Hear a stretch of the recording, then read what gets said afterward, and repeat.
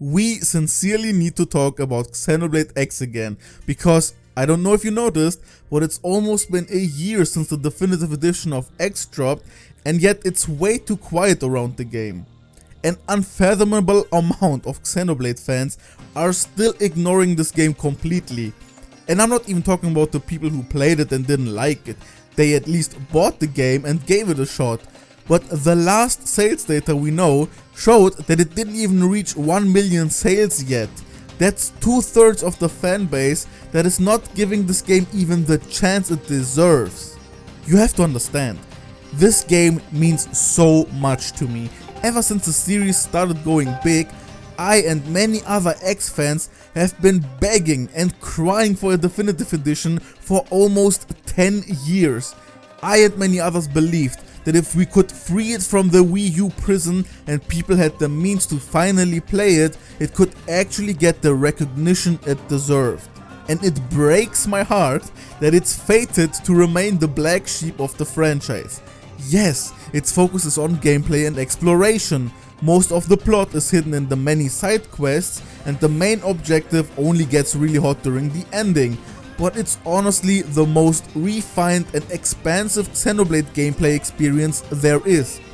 It is okay to prefer the way more linear story structured games, but you at least owe it to give it a chance if you like Xenoblade.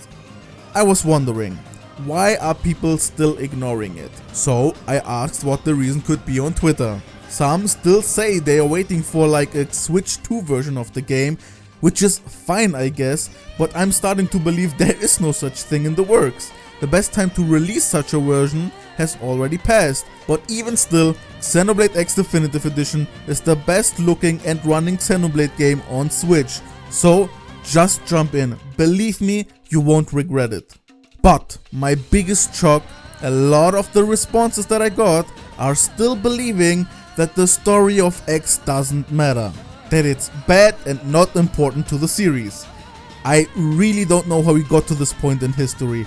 Was it because we were warning people that it's not as story heavy based as the other games, or is it because nobody is talking much about it? I don't know.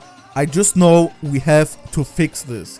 And I'm here to tell you that X's story matters. It matters a lot. And the new additional story that Definitive Edition added will be super important to Xenoblade 4 or whatever is next. So I will make this video and tell you how important it is. I can't do this without spoiling the entire epilogue. So if you are still on the verge of getting to it, then all I can do is highly encourage you to finally tackle it. I can guarantee you that it is as important to play X as it was important to play Xenoblade 1 and Xenoblade 2 before Xenoblade 3. Yes, you can enjoy 3 without the additional lore knowledge, but you will be missing a ton of references and explanations for things that don't make sense without the context. X is part of the complete canon, and I want to go into detail next. So, if you don't mind spoilers and want to be prepared for what's to come next, let's dive into this.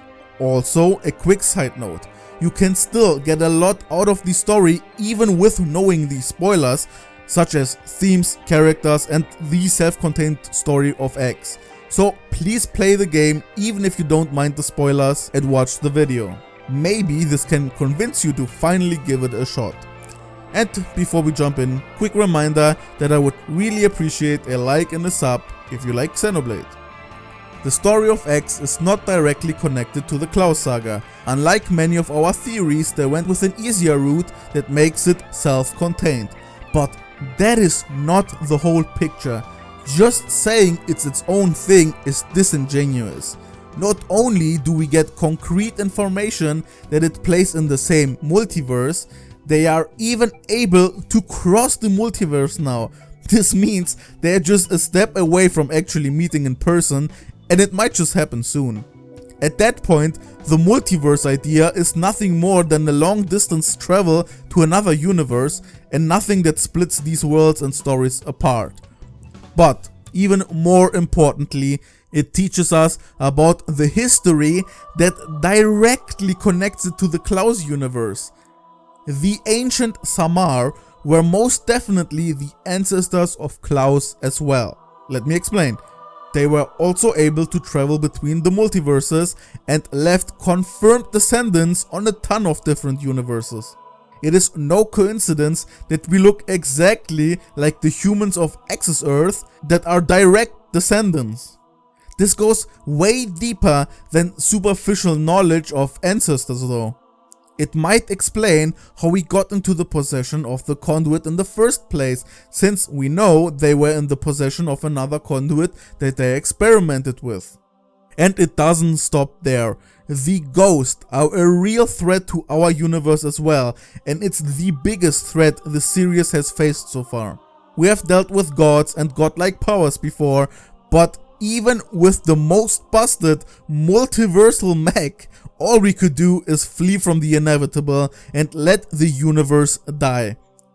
And they seem to be after the conduit, so the only reasons we didn't get wiped in the Klaus saga was because Klaus split it into 2 different dimensions. And one final very important thing, Xenoblade X confirms the existence of heaven. No joke, this has huge implications. As you can see, it does have direct ties to the Klaus saga, just from the fact that it explains overarching lore questions and sets up future events. What I find even more intriguing is its parallels to Xenoblade 3. Just like playing Xenoblade 2 and Xenoblade 1 before playing 3 has a massive effect on your playthrough by understanding many references and the history of locations, for example, so does having played X now. Z is a being constructed from origin, completely out of nothing but the collection of fear and doubts of human consciousness. His design seemed wholly original, but how does this make sense? He's just a construct of origin that is a collection of memory and data. Why does he look nothing like a human? Well, that's because he looks exactly like a Samarian and very similar to Void, to be honest. Could this be origin pulling from human origin DNA and the collective humanity resembles their ancestors? Or is Origin tapping onto some hyperdimensional database because Samarians are closely connected to the conduit? In any case, it adds another layer to Z that was not there before. But it doesn't stop there because Origin is tapping into more than just a Samar connection. For a quick recap, Aionios is neither in the Xenoblade 1 or Xenoblade 2 universe. Takashi confirmed that it's in Origin's presumably self-made dimension. That's why common universal laws don't apply there, such as spawning weapons out of Origin's database, turning to modes that can be brought back to Aionios by their admins, etc. So of course it is no surprise that 2 characters can interlink and form a mech. That's just how it goes here. But did Origin just pull this idea out of nowhere? Like, this was definitely not a thing in the real universes, so how come? I don't know why I'm doing this spiel here, it's obviously because of Ares. Not only do they resemble Ares because of the cores, but the Ares was always a tandem scale, meaning 2 people had to pilot it. Well, X gave us the answer as to what Ares even is. A construct of Void who literally extracted the power of their conduit and created the Ares cores and its frame. You may think this is just a cute fun fact, but it ties so much deeper into explaining how Aionios was even created and what it is. That's why so many people love the indirect connections between Xenoblade 1 and Xenoblade 2. These games had nothing to do with each other before 3, and yes, the connection was still great because of the overall lore that tied it together. And if you liked all the vague references in Xenoblade 3 and think people should play the other 2 games first before playing 3, that means X has the same type of references which enhances the game. So yeah, even indirectly it's important to the whole franchise, but also very directly by setting up the Ghost and a potential meeting with the White Whale crew in the future.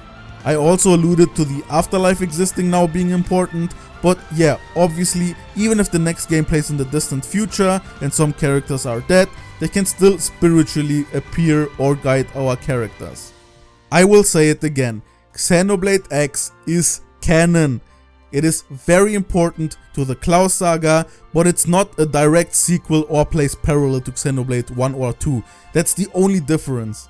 If you want to get the full grasp of what's going on in Xenoblade 4, I guarantee you will need to have played X before.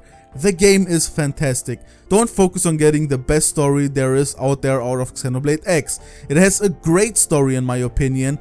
It is all put at the end, but you will enjoy just playing the open world Xenoblade game.